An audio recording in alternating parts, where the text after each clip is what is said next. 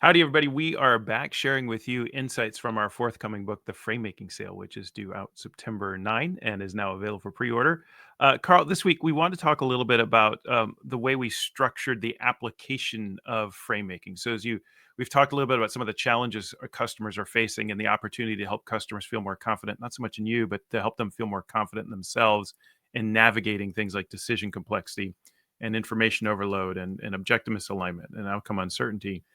Today, we want to dive into sort of the solution side of things, right? And talk a little bit about as we engage in this activity we call frame making or framing, what exactly does it look like and feel like? It's this question of how a seller actually employs these ideas, right? How do you actually take these things and use them to help a customer buy better? The whole goal of frame making is helping our customers make the best decision they can in as little time as possible. So, if we're going to help them make better decisions that they feel more confident in, the first thing we've got to understand is what's sort of sapping their confidence now. What's hard, what's overwhelming, where are they struggling, and to do that, it's once we understand that, then we can say, all right, here's how we make it easier. So the first of these three steps is to establish a frame, to create a frame within which so that we can kind of corral the complexity, as it were, right, and make it a little bit easier and more manageable to control. This first step about establish is largely the sales rep, the sales team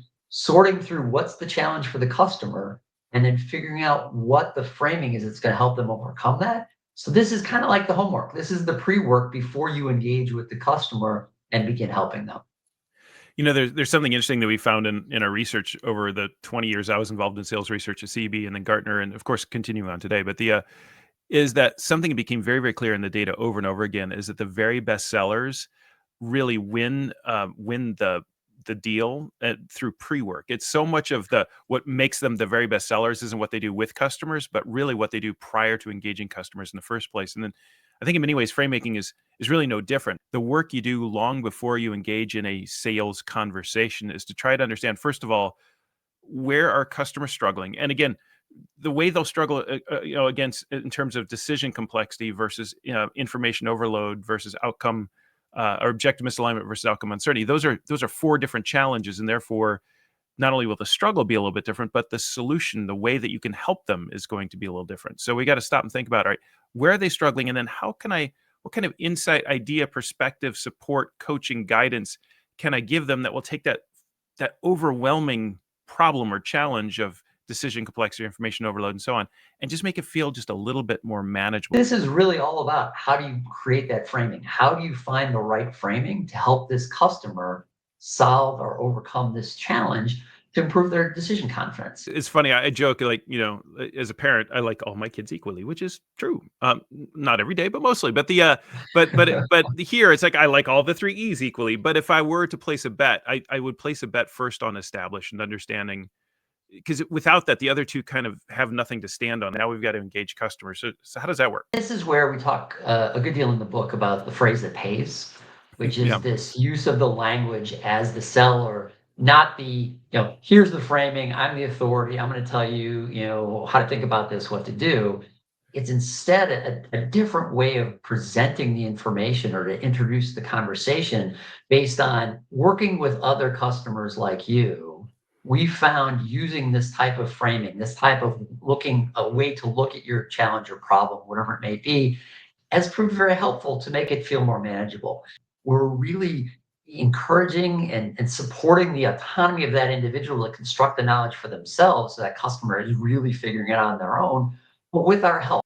It's so interesting. There's so much research we've done over the years that shows that when you sort of adopt this posture of expertise, I've been doing this for 30 years, and here's what you need to do.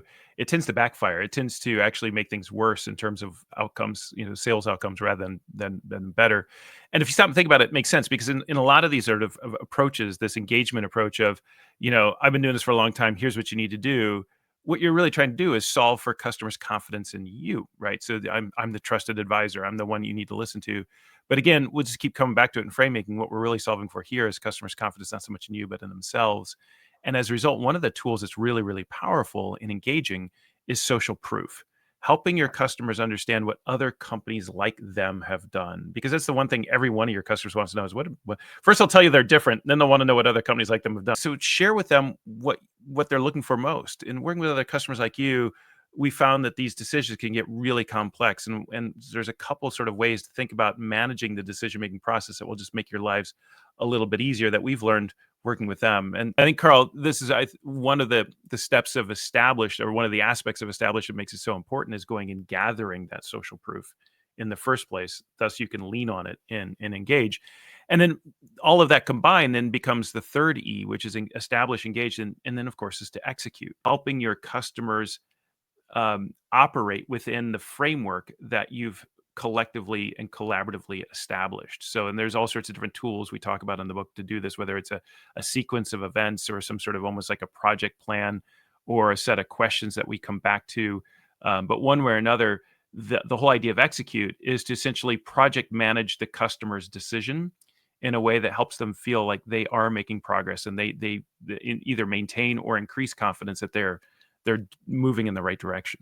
A lot of what ends up happening on the execute portion of this is how does that champion, even once they've understood the frame and it's fundamentally shifted their thinking, and now they appreciate, oh, this is more manageable than I thought. I think we can do this, or I think I can do this, but it has to be that we can do this. So if you step back and you kind of squint at this whole thing altogether, we need to find ways to make it easier while simultaneously maintaining their sense of agency. And so thus the three E's of ease: establish, engage, and execute. And then, of course, the way you think about the three E's against decision complexity versus information overload versus objective misalignment versus outcome uncertainty will be a little bit different. And that, of course, is the training that we're out building right now. But even at a high level, I think there's a framework for frame making, right? So a three E's approach just really helps you sort of organize not only your thinking, but your activity when engaging customers to help them feel more confident. All right, that's it for this week. We'll be back soon with another insight into the book, but the book is available September 9, and it's available for pre-order now. And we are excited to get this in front of your team starting now. If you'd like to be an early adopter, an OG, then let us know. And we're excited to work with all of you and go on this journey together. Cheers, everybody.